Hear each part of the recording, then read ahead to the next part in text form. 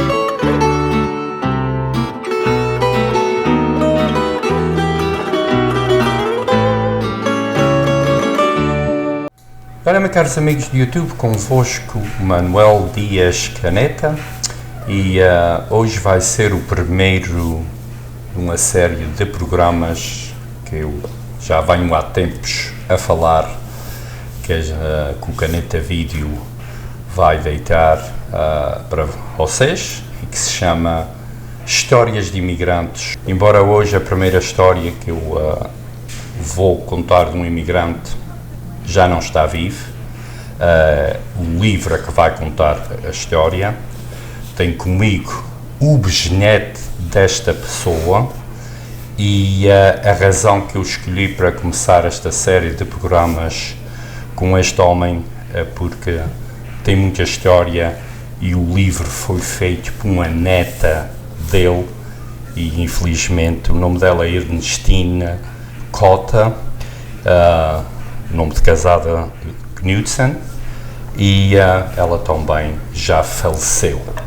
Este livro começa assim da memória que eu tenho lido aos poucos, portanto a história está, ela começou este livro em 72 e acabou em 1980 e a razão que o livro não começa logo, por exemplo, com a história quando ele veio a primeira vez aqui para os Estados Unidos, que foi em 1889, e a gente vai começar nessa página, que é a página 31, e depois ele vai seguindo na parte de inglês, e eu fiz umas cópias das páginas, e a gente vai contando mais ou menos a história, e vou traduzindo, não a página toda, mas tudo, mais o que puder, em português. Então a gente vai começar com a página 31, mas eu primeiro vou introduzir aqui o seu bisneto, e a gente vai começar pela página 31, como eu disse. Isto é o livro, eu vou depois, deitando quando fizer a edição, eu vou deitando as páginas à medida que a gente vai falando. Claro que o livro está escrito em inglês, foi feito por uma neta, e este senhor que está aqui ao meu lado é o bisneto, e a gente vai começar na página 31, mas ele antes, ele vai se apresentar. Your name? Greg Cotta. Greg, first of all, thank you for letting me come to your house. Pleasure. And get this beautiful, historic about the Cotta family, and it's your great-grandfather, right? Correct. That's correct. Let me first start as when you find out about this book, it was exactly already wrote, or she was your aunt, right? This lady. She's actually my father's first cousin. So Was your she's father's a first cousin? But I found out about this book before it was finished. She had contacted everyone who wanted a copy, and she wanted to find out how many to publish. So I think she was practically done writing it but it was before I got the book. I knew I was going to get it because she wanted to know how many people wanted one. So this book was done for the family. Each one of the family, of course, the family even grow after this book, because this book already has more than 40 years, right? Yeah, It was finished in 1980, and she started in 1972. It never was published with a public publisher, right?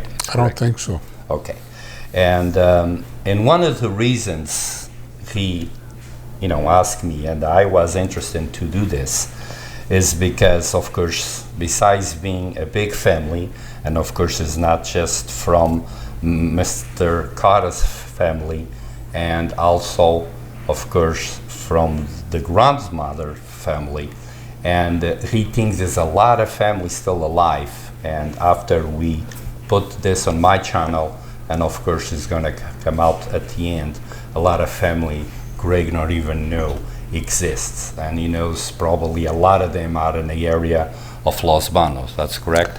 Yeah, when my great-grandfather first came here, he came to Newman, and he was in partners with brothers and other people in a dairy, and he had several brothers, and so there should be a lot of cottas around Newman, Los Banos, and up in that area. Okay, so we're gonna start with page 31, and of course you guys, as in English, it has there that page, and I have a copy so I can follow and translate em português. Como eu estava a dizer a vocês, a gente vai começar com a página 31 e vamos, o que foi escrito é que o Sr. Manuel, o seu nome é Manuel Domingos de Cotta. Este senhor, portanto, veio primeiro para os Estados Unidos em 1889. Tinha a idade de 20 anos. Ele saiu dos Açores e foi para se desviar em draft para ir para a tropa. Portanto, naquele tempo ainda era a monarquia que estava a cair e a revolução estava no ar. Portanto, ele veio ainda do tempo que veio de barco. Okay? O seu passaporte está registrado, o passaporte número 120, e foi ainda, portanto, isto foi arquivo, por isso é que é na página 31, que esta neta, quando foi pela primeira vez aos Açores, em 1980, é que veio a descobrir no arquivo, em Angra do Heroísmo. E, portanto, no dia 31 de 1893 está arquivado isto, e ele era das Doze Ribeiras. O Manuel saiu, portanto, solteiro, com 20 anos, e era chamado as três ilhas ali do centro, naquele tempo eram as chamadas ilhas de baixo. Ele partiu, como eu disse, num barco no Atlântico e levou 30 dias acompanhado por José Lourenço da Rocha, irmão do Sr. Francisco Ávila, conhecido por Sardinha. O Manuel I chegou aos Estados Unidos, como eu disse, em 1889 e com $2 na sua algibeira. Greg. Yes, sir. So I understand going through the book, and then of course this was when he arrived for the first time and still single, right? Yes, and on that first visit, he spent his time in Massachusetts. He came to Massachusetts, yeah. Okay, because it's here, of course, what it was his first job and salary and all that. Of course, can I go through all that because it will take so long? But and then he did get some money, of course, to work and make some money to bring the rest of the family. That was the intention. He stayed at the Potter Estate, This was a gentleman that worked for the city of Boston, I think, or Fairhaven. Fairhaven was the city, and he was in charge of the parks area. But from what I understand, he was very well off and lived in a big, beautiful home. So my grandfather worked for him, and worked for him 2 or 3 years. And before he went back, he became an American citizen. And that was in 1891. 1891. So, em 1821, ele tornou-se cidadão americano que está registrado em New Bedford, Bristol County, no estado de Massachusetts. And there's an interesting thing is that his main job was to milk the cows, and I think it said he got paid $6 and room and board, and then when one of the other guys quit, they were going to hire somebody, and my grandfather told him that he could take care of 6 more cows, and so they doubled his wages and he took care of 12 cows. Yes. And that's how he made extra money. O que ele está a dizer é que ele fazia $6 por mês, era portanto a quantia das vacas que ele ordenhava, não era só. Portanto, He ended up taking care of an additional, yes, and made it to $18. Yes. And so he made extra money by doing more work than anybody expected anybody to do. Uau. Tem aqui uma parte que ele ice cream was unknown in Azores, and that was the first time Manuel was served ice cream.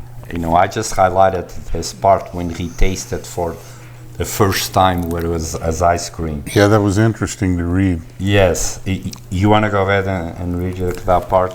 Well, That's yeah. in page 32. Yeah, briefly, that he had no idea what ice cream was, and he was served it as a dessert. Since he was, of course, so cold and freezing. Yeah, it surprised him. And He never liked ice cream again. He was because taken of back the by it. Yeah. Apparently, it wasn't a pleasant experience. Okay. And then after, he decided to go back, I guess, right? Manuel, that's, I don't know what page number is that. He returned to Terceira. Yeah, it was in 1892. Okay, Greg, so he went back to Terceira, to Azores, in 1892, so that means he was here 4 years. And there is a part there, if you want to explain, when he was shaving or cutting his hair in Terceira, and then what happened to him. Yeah, when he went back to Terceira, shortly thereafter, the government found out that he was back from the States, and they were in need of military personnel for the Portuguese army. And so they were taking steps to draft him into the military. And apparently he was already in the barber's chair, ready to have his hair cut short, when they found out that he was an American citizen. And for some reason, being an American citizen made him not eligible for the military, and so that kept him out of the service. So I'm going to translate that. Ele foi para trás em 1892 e, claro, como tinha fugido à tropa, ele estava sentado já para cortar o cabelo, estava pronto a ficar preso na tropa, quando ele, como já era americano, portanto, não puderam fazer nada, porque ele vinha outra vez para aqui e não puderam aguentar lá na tropa. And then one year he came back here. And then he married with Juliana. Well, when he had first came out, he came out with Juliana's brother. Mm-hmm. And so he made a promise to Juliana's brother that when he went back home, that he would check in on the family and make sure that everybody knew that their son was doing okay. And when he went to their home, that's when he met Juliana. And everything changed after that. Everything changed after that. So now since we mentioned Juliana, I know it's a page here. It says about her. Her name, I'm gonna say in Portuguese. O que veio a casar com ela, que veio a casar com ele é a senhora Juliana Rocha, Juliana do Carmo Rocha, que esta, portanto, ela que tem família que tinha imigrado para o Brasil. O Sr. Manuel, então, casou com a sua esposa Juliana no dia 18 de outubro de 1823. Isto ele ainda estava na terceira. Portanto, de acordo com o livro, ele voltou aos Estados Unidos já com 5 ou 7 filhos, porque depois só tenho uma fotografia que eu vou botar no ecrã da família toda em 1914 e 15, já com os filhos todos que eram 10. Só ele veio no ano 1907, foi quando ele emigrou com a família. Claro que ele era americano, era já American citizen, e trouxe a família e o resto dos filhos que nasceram aqui. So from 1907, he already came to the area of Newman, right? With his family. Sure. When he came with his family,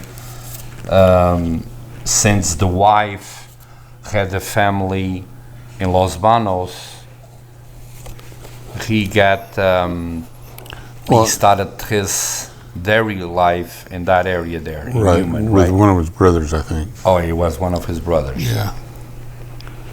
But yeah, I'm not sure. They weren't here very long. So, resumindo, inconcluente, senão a gente fica aqui com o livro todo, e ele, portanto, como eu disse, é um pouco confuso porque vai de trás e para diante.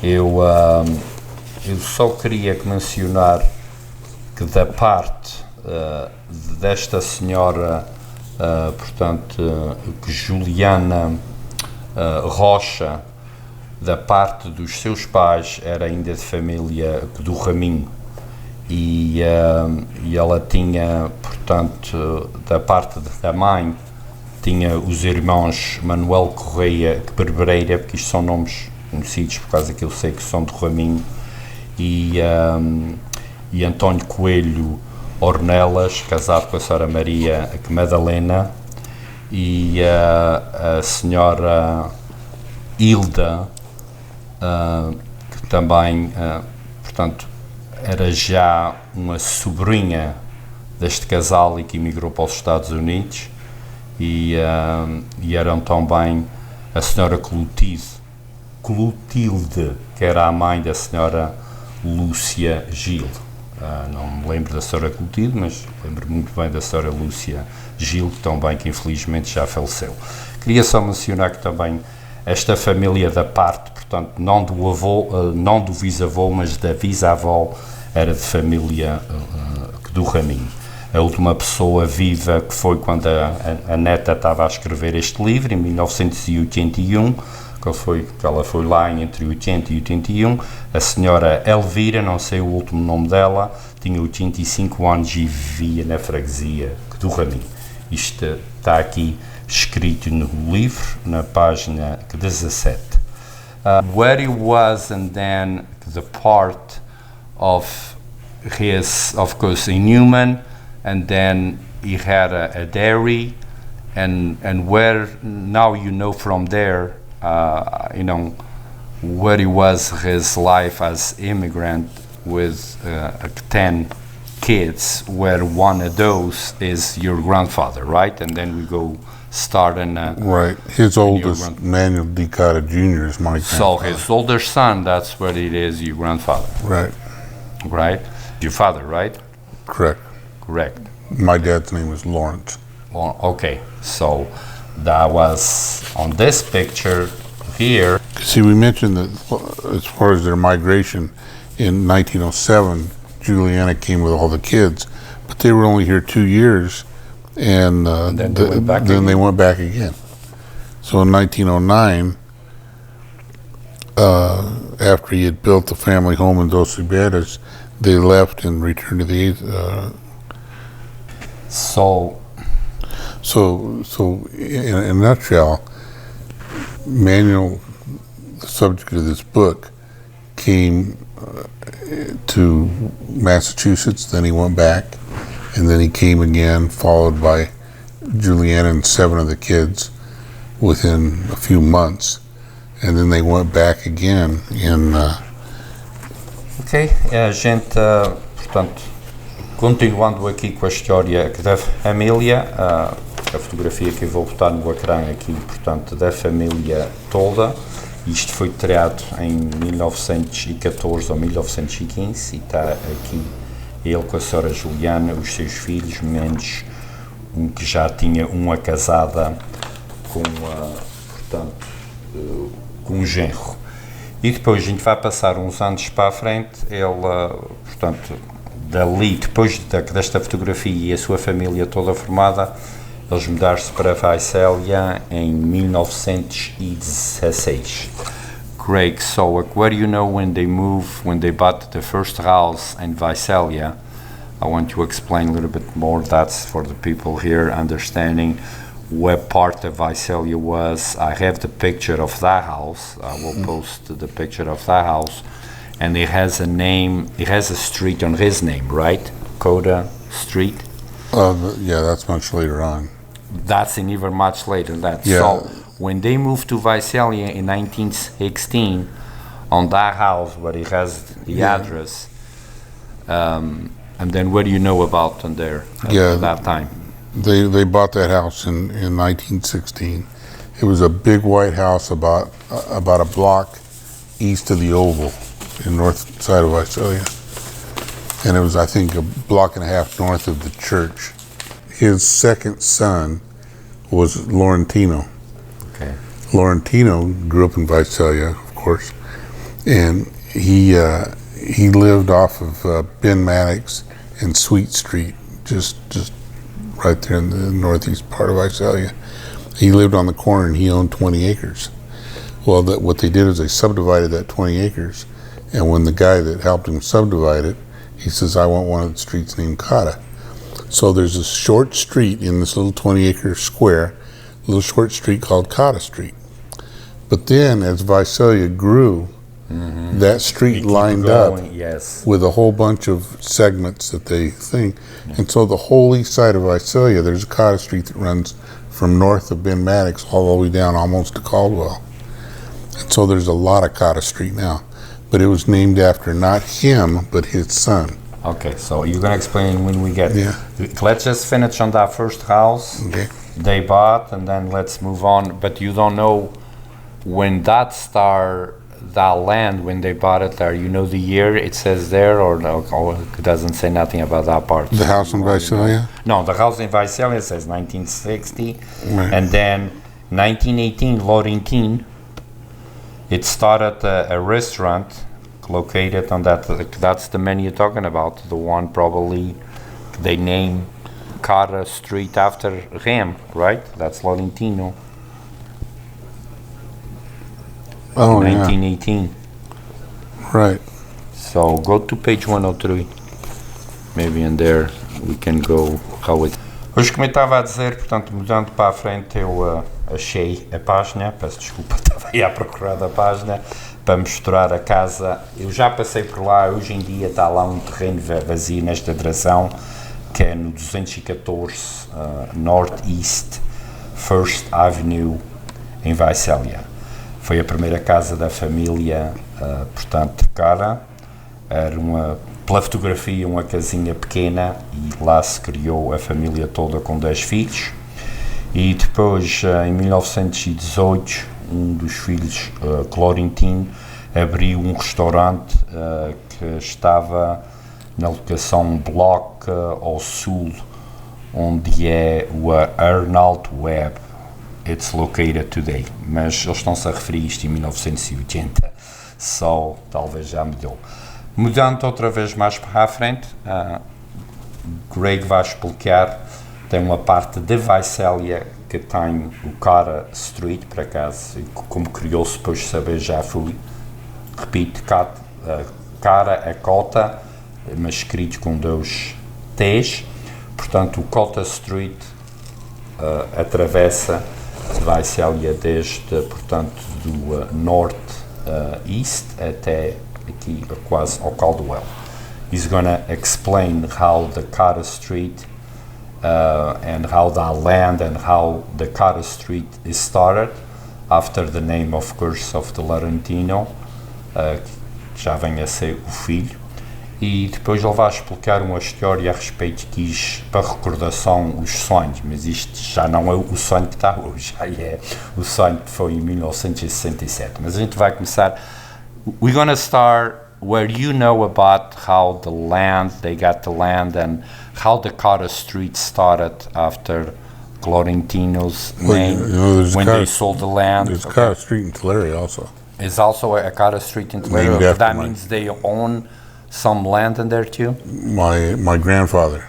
Your grandfather is the one Laurentino started the one in Visalia. Okay. But his brother, Manuel Jr., where he was my your grandfather, started a dairy in Tulare, on the north side of Tulare. And what part in Tulare, you know, it's still that name is still in there? Because I know where the Visalia, I drove by there. Yeah, no, the one in Tulare is if you go north on M Street and turn left on Jackson, the first street to the right is Cotta Street. It's a little short street. Oh, okay. It's about 200 yards long.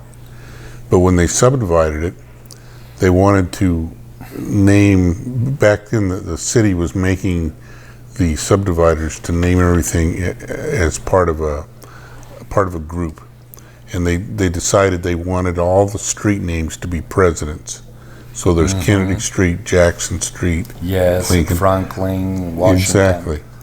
But my dad wanted a Cotta Street because that was their 80 acres when they subdivided it, and so he had to push a little bit, but they put a Cotta Street right in the middle of all the presidents. Oh, interesting. So, on that one, I don't know. Actually, I have some friends. They live in Washington Street, right out of M Street. That was all Cotta property. It's actually your cousin Tony Avila and the wife Jacinta, Jessie. Yeah.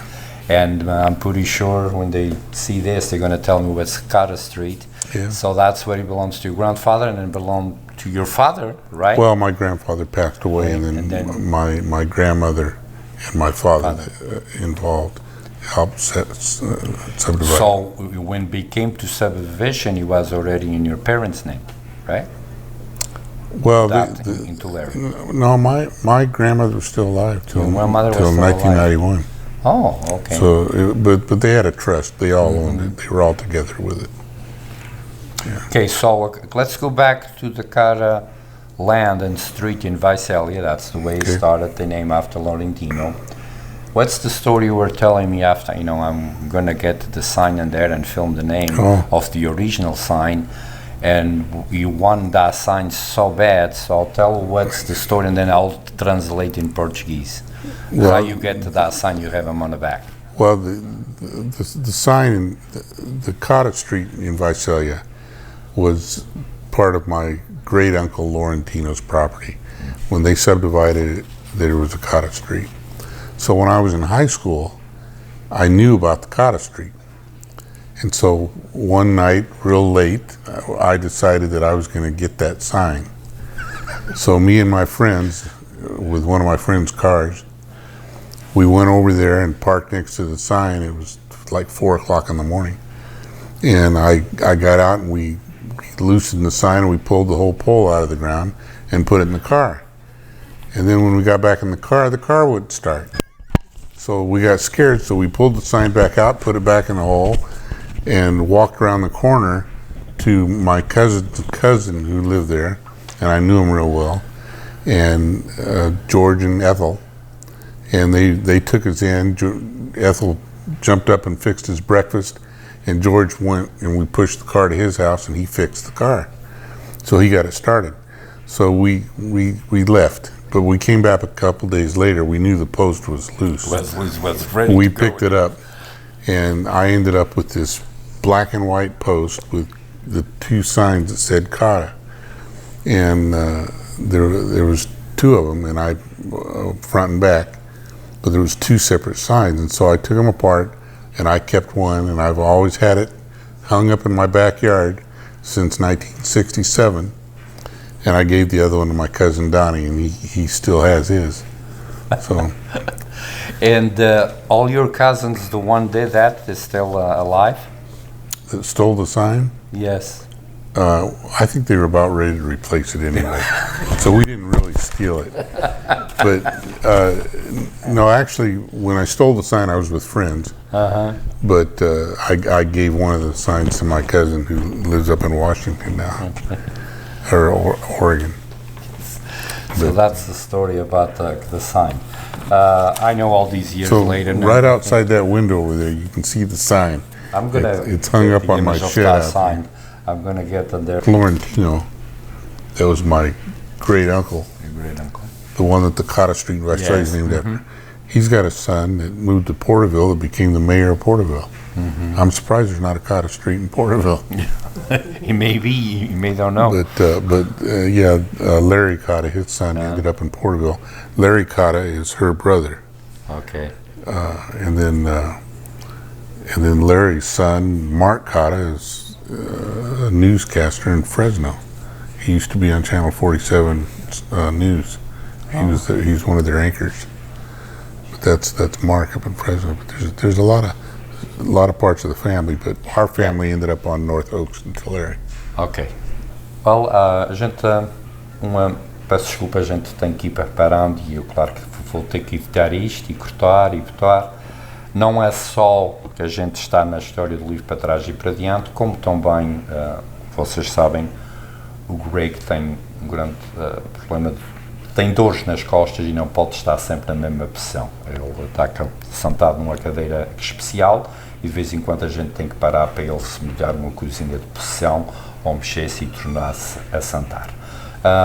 Ele vai explicar outra vez, claro, em inglês, a parte já do avô e dos pais, portanto a parte da família Cotta, onde é que tinha a leitaria e onde é que, portanto, que é hoje onde o 99 passa por ali, ao pé do Cartmel e ao pé do Oak Street. Ele vai explicar em inglês mais ali, portanto, mais em detalhe onde tinha a leitaria da sua família, dos seus avós e já dos seus pais. So Greg, so you're saying there where is by the M Street division where we talk, all those streets we talked early, and Oak Street, and then the 99 cuts in there.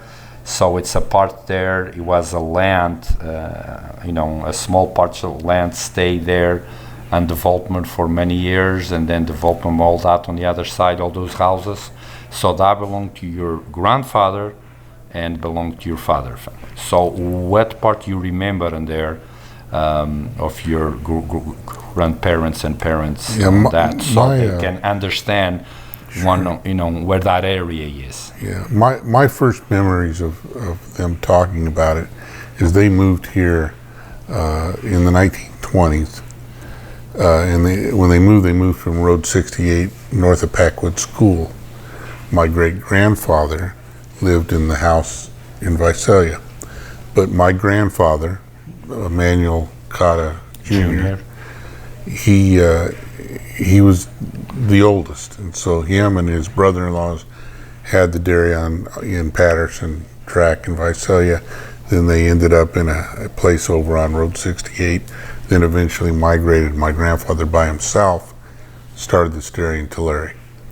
And it was on the north side of Tulare, south of Cartmill, between Oaks and Gem Street, before the freeway was built. So there was an 80-acre rectangle on the north side of Tulare. And originally they had a dairy. Eventually, what happened was that my grandfather got sick in the 1940s, and he couldn't work the dairy. So they ended up selling all the cows, and my dad and my uncle farmed the land. but then they eventually started a dairy on their own. And also part of selling the cows too, when my grandfather was sick, is my dad and my uncle got drafted into World War II. So when they came out of the service, they bought cows, started the dairy back up, and as soon as they got going, my dad got tuberculosis, had to go to the hospital for months. So the dairy was gone again. When my dad got out of the hospital, it was my dad farming the land, and he became a farmer, and the dairy business was done. But they had an 80-acre rectangle there, and what that is now, the freeway in 1952 cut off a little triangle area of the east end of the property, and the rest of it was eventually subdivided with the help of Al Avila, who's a real estate agent here in town that most people know. But they subdivided it, and at the time they decided that the streets would be named after presidents of the United States. So there's Jackson Street, Kennedy Street, and they're all presidents' names. But my dad was involved in subdividing, and he wanted to make sure that there was a Cotta Street, since it was Cotta property, and that his uncle in Visalia had a Cotta Street when he subdivided his. So my dad wanted a Cotta Street in Tulare. So what they decided is they took the shortest street, which is about maybe 100 yards long, and it was a Cotta Street. And the Cotta Street now is still here, and it's right in the middle of all the presidents' names. And it's located just a short block off of North M Street, off of Jackson Avenue. And so we have a Cotta Street in Tulare now. And I never stole the sign. On that one, you never stole that one. You went to steal the one from your great uncle. Exactly. Well, vocês estão a ver, e era só para a razão de contar esta história, além de ser um imigrante, portanto, que veio dos Açores, da Ilha Terceira, da freguesia das Doze Ribeiras, que vem do seu, e repito, o seu bisavô. E foi uma família grande, e há mais família. E como o livro não foi publicado, a gente, portanto, damos um resumo, mais ou menos em inglês e português, porque sei que muitos que da família dele, tanto da Cara Family como da Rocha Family, da sua bisavó, que ainda existe parte dessa família, claro, muitos não vão perceber português e nem falam em português, mas ouvindo a história assim, das duas línguas, talvez agora vão saber que este livro existe e esta história existe, e muitos vão talvez não saber que da parte da sua família, de avós e bisavós, que não sabiam a parte do land e, portanto, das propriedades, do terreno, quer dizer, em Visalia, e terreno aqui onde hoje tem os outlets, ao outro lado, e tem o freeway, e ali o que é que era, conhecia tudo, iniciando que este senhor Manuel Domingos Cotta, que emigrou pela primeira vez em 1889 e voltou 2, 3 vezes e tornou a voltar com a sua família, e hoje em dia tem um bisneto aqui que é raízes desse senhor. A gente vai fazer uma pausa e a gente vai fechar. E olha, meus caros amigos, antes da gente terminar, eu vou só ler aqui um poema feito por este senhor que a gente acabamos de falar da história da família Cotta, o senhor Manuel Domingos Cotta.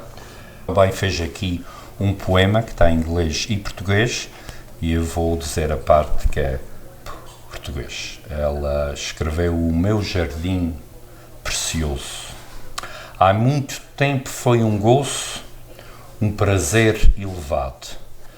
19 joias preciosas que muito gosto me têm dado.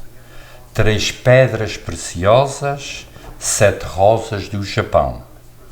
6 cravos dourados, 3 roseiras sem botão. Das ofertas oferecidas, não sei o que dizer. Não há palavras que possa, tem mais prémios para agradecer.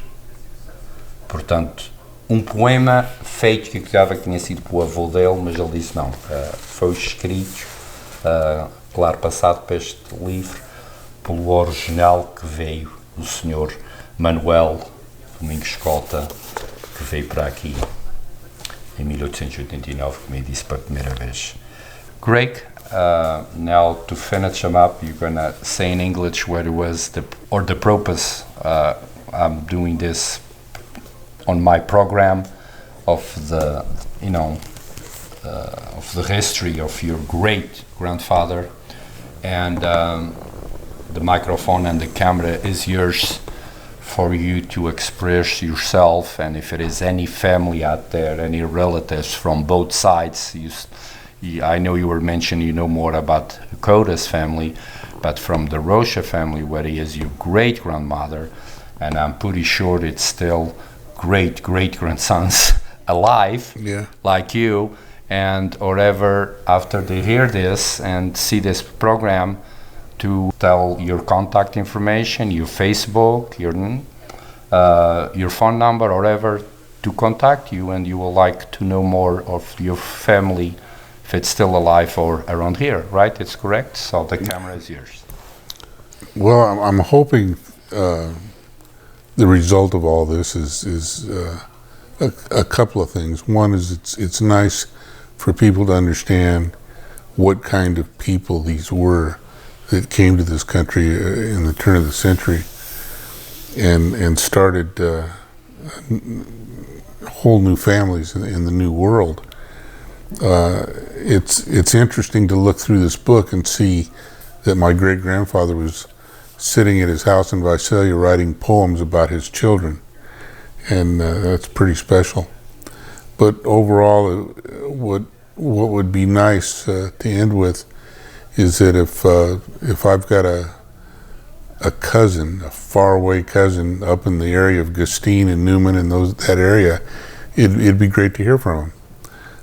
When my great-grandfather came out here, he had several brothers, and they all ended up in that area of Newman and Gustine and Las Banas, in that area. And I'm sure all they have people that were descendants of those families. His middle name was Domingues, and so I'm sure that anybody that's still residing in that area probably had a great or a great-great-grandfather with that middle name, because it was the middle name of all his brothers. Mm-hmm. And so it'd be great to hear from somebody that thinks they might be related. Very good, Greg. Thank you. This is a wonderful story. I have the pleasure to be on my channel. I'm pretty sure I'm the first one that's put this in public, not just in the old days you had radio, you had just a local channel TV. Fortunately now we have this new technology and it's going to be all over the world. E olha, meus caros amigos, a gente vai terminar por aqui e, portanto, ele já disse em inglês, eu vou só dizer um pouco em português o que é que ele queria. Portanto, alguém que da família que ainda existe, tanto da família do bisavô ou da bisavó, que entrem em contacto. E vou, no fim deste vídeo, eu vou botar, antes que me esqueça também, vou botar, eles têm, como é que se diz aqui, a família, a árvore da família, que tem tudo desde que ele chegou cá, e a família e tudo. Eu vou tirar retratos e imagem pormenor, claro que já foi feito há muito ano, e não sei se vai poder ler, mas pode ser que alguém reconheça algum nome, alguma coisa ali. E também vou botar, portanto, não é só informação do Caneta Vídeo para se contatar a esse respeito, como também vou deitar a informação do Greg, e não que ele vai, tanto como ao Facebook, não sei, ou e-mail que ele me vai deixar. Eu vou também botar no ecrã essa informação. Resta só o que de despedir. Temos aqui na cidade que de Tolar, na casa do Craig e da Teresa Lemon, e até uma próxima, que a gente se veja no meu canal, como eu digo sempre. Neste caso também quero, portanto, isto que seja o primeiro capítulo da série destes programas que eu vou fazer, histórias de imigrantes, e que a gente tenha mais histórias para contar dos nossos imigrantes. Um abraço deste vosso amigo Manuel Dias Caneta, atrás da câmara a minha esposa Eduarda Dias, e até uma próxima, que a gente se veja no meu canal.